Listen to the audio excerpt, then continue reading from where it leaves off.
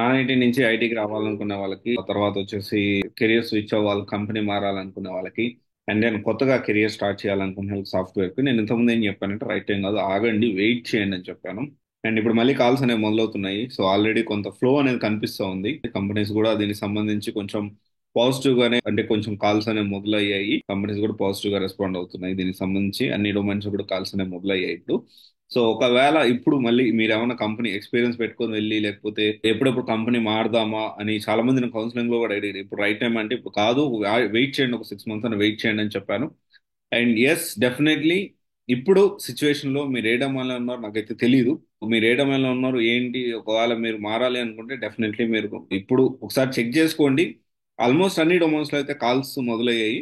And ఇప్పుడు non IT నుంచి IT మారాలనుకున్నా కానీ, లేకపోతే నాన్ టెక్నికల్ నుంచి టెక్నికల్ కానీ, లేకపోతే కొత్తగా కెరియర్ స్టార్ట్ చేయాలి, ఆల్రెడీ టెక్నికల్ లో ఉండి కంపెనీ మారాలనుకునే వాళ్ళకి this is the right time.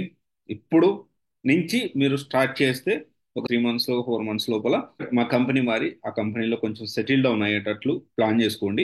And నేను ఇది అప్డేట్ ఖచ్చితంగా ఇవ్వాలని చెప్పి మీకు అప్డేట్ చేస్తా ఉన్నాను. సో ప్లాన్ చేసుకోండి. దాన్ని బట్టి మీరు ఆల్రెడీ ప్రిపరేషన్ లో ఉంటే వెల్ అండ్ గుడ్.